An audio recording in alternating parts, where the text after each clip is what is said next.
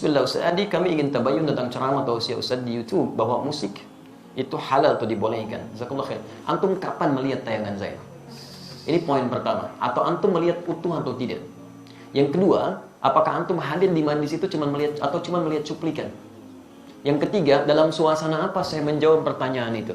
Karena setiap materi yang disampaikan, setiap majlis itu suasananya bisa berbeda. Apa yang ditanyakan nggak bisa antum bikinnya di hukum umum. Ini poin pertama. Yang kedua, antum mesti bedakan hukum dengan sikap hukum. Itu berbeda. Hukum dengan sikap hukum. Kalau antum ditanya hukum, antum mesti jujur. Nggak boleh antum ambil sesuai selera antum aja. Yang pengen saya begini, itu sampaikan. Yang menurut Nabi padahal benar, antum tutupi karena hanya jamaah ikut keinginan antum. Itu nggak boleh. Dosa itu antum. Sikap hukum itu beda. Misal, ada hukum, saya beri contoh, nanti saya teruskan ke musik ya.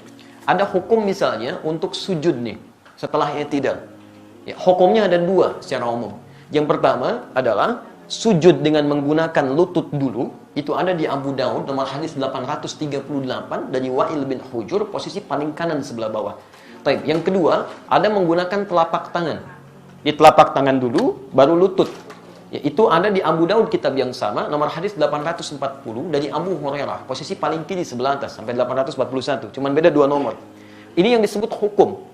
Jadi kalau Anda tanya bagaimana hukumnya, ini dua alternatif yang diajarkan oleh Nabi. Singkatnya ada kemudahan.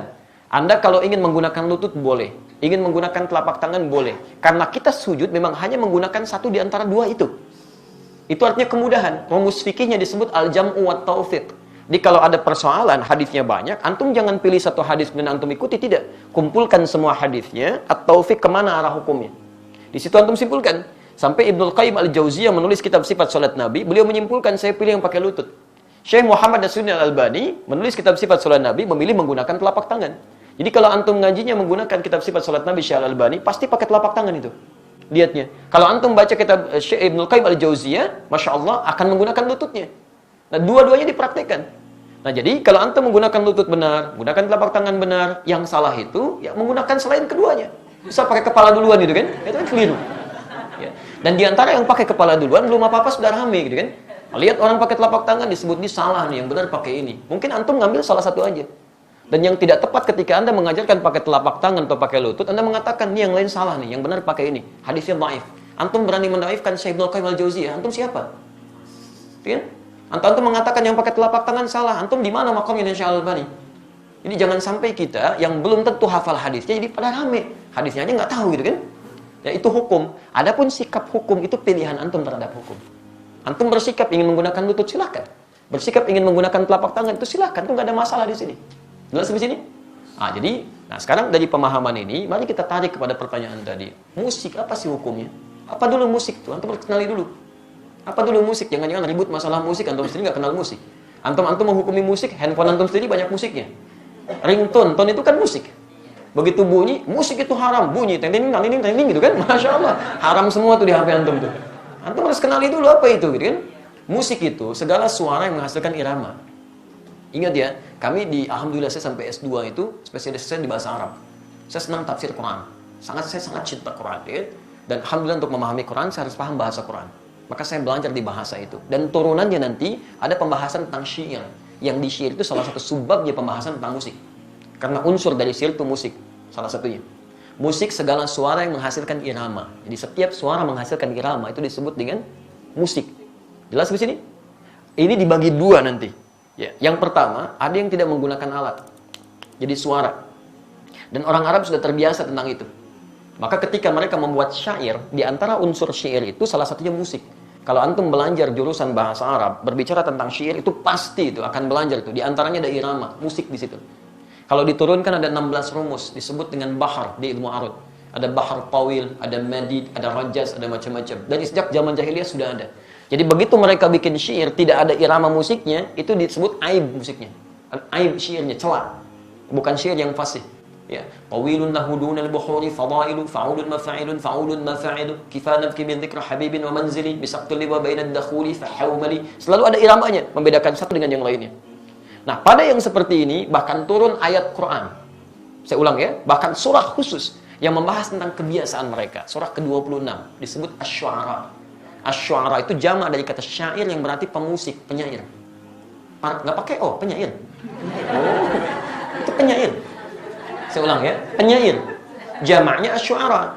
Tayyib, kalau antum baca nanti dari ayat 224 sampai ke ujungnya, singkatnya apa? Ada kebiasaan-kebiasaan mereka ketika ayat turun dicela oleh Quran.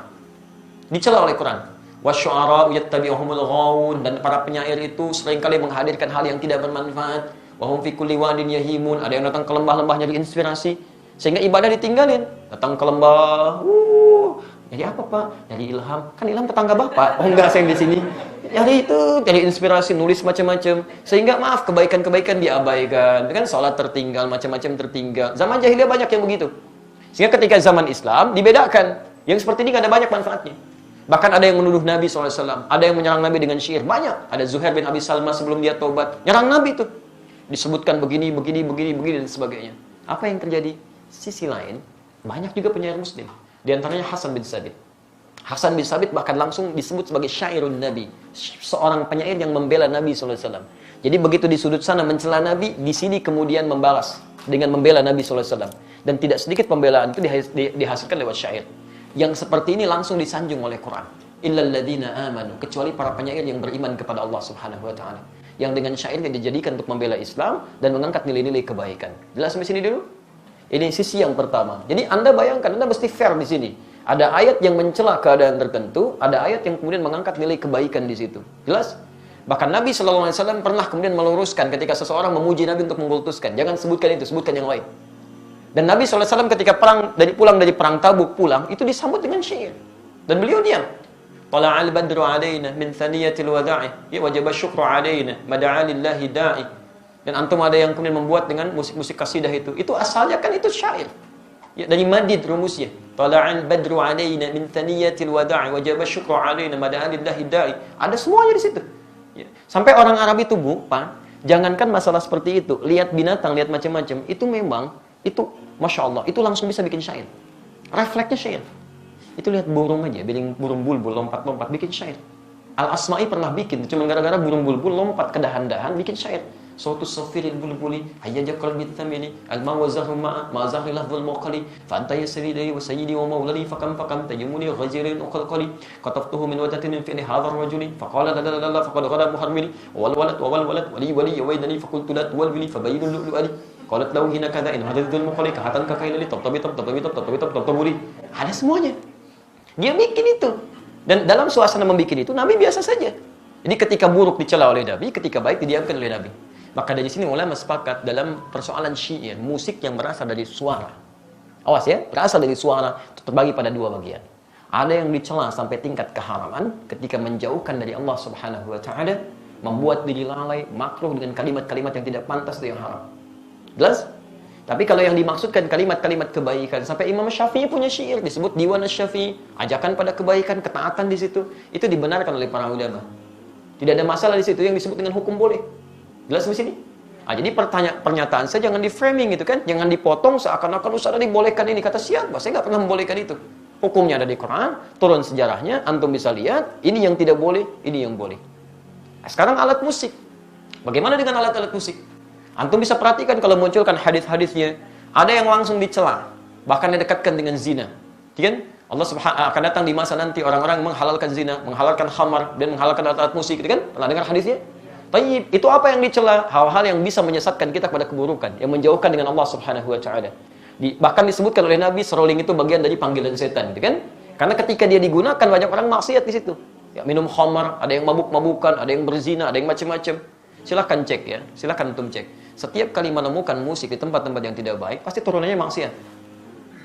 Itu yang jatuh haram di situ. Haram dan seterusnya. Tapi ada di antara hadis-hadis yang antum pernah lihat, bukankah pernah Nabi SAW datang ke rumahnya Sayyidah Aisyah? Jadi, apa yang terjadi? Rupanya di situ sedang ada pesta yang diadakan oleh Sayyidah Aisyah.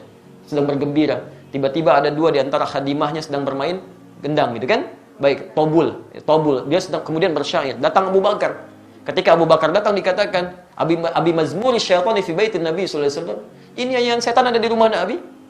Kata Nabi, biarkan, daha ya Abu Bakar. Falikulli ummatin 'id. Karena setiap orang, setiap umat punya hari rayanya. Biarkan aja katanya. Jadi ada yang dibiarkan oleh Nabi, ada yang tidak diperkenankan. Tapi pembiaran Nabi itu juga bukan menjadikan Nabi fokus kepadanya. Nabi nggak fokus. Nabi nggak pernah misalnya pikirin itu, nggak pernah nikmati itu. Jadi beliau biarkan, tapi beliau nggak mencela. Jelas di sini? Ini menunjukkan bahwa pada hakikatnya Nabi tidak mengutamakan tentang musik itu. Yang walaupun itu dibenarkan sebagian yang tadi itu. Tapi kemudian beliau tidak hindarkan karena dikhawatirkan nanti umatnya malah fokus kepada hal demikian. Jadi ada yang dibenarkan oleh Nabi, tidak seketika dilarang dalam sifat-sifat yang seperti tadi. Adapun yang tadi alat musik yang lain yang digunakan pada sesuatu yang maksiat, yang tidak baik, itu yang dihukumi haram oleh agama. Dan pada hakikatnya alat itu nggak ada hukumnya.